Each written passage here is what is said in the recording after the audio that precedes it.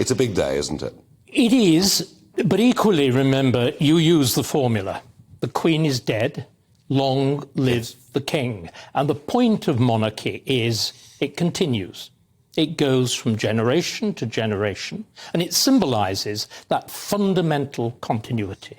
So whilst there has to be mourning, and it's proper, and it should be deep, and it should be long, equally, there's rejoicing. It is the wonderful thing about monarchy.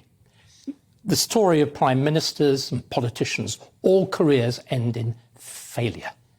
Not with a monarch. If you've done your job properly, as she's done, there is a secure succession, 3 of them.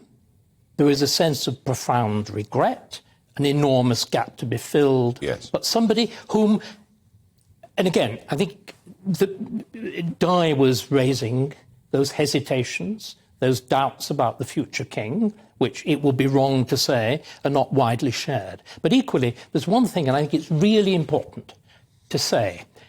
Prince Charles, as Prince of Wales he was, has been the most dutiful and the most exemplary Prince of Wales that we've ever had. Every previous Prince of Wales has spent his time fundamentally, with the possible exception of his great-grandfather George V, misbehaving. Yes, quite.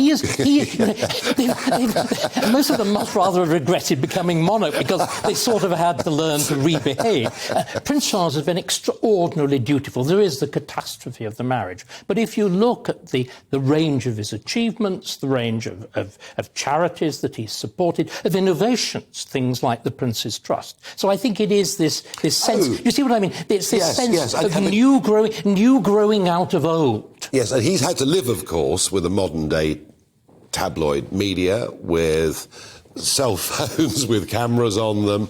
So he's been under the microscope more than any other Prince of Wales has been at any point in time. Well, sort of, but you know, the 18th century was even more irreverent now, and it had no Leveson inquiry. Okay. If you look at the cartoons they about were vicious, them, weren't they? they were beyond human belief vicious. I mean, the point is this, in many ways, the Queen, and again, I want to choose my words carefully, but in many ways had a very easy ride to begin with. From 1917 onwards, the monarchy occupied, in other words, the beginning of the House of Windsor, that she really regards as the beginning of fundamentally the royal house, how you do things with a monarchy within a democratic political constitution. From that point onwards, the monarchy enjoys, right up to, I think, her Silver Jubilee in 1977, a degree of reverence, of awe, of almost religious respect.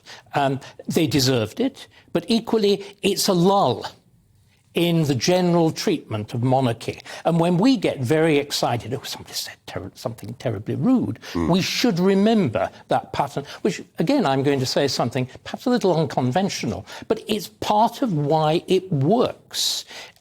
It's those dangerous things, absolute leaders like Putin, that insist that everybody likes them all the time. Monarchy is human. It has its good moments and its bad moments.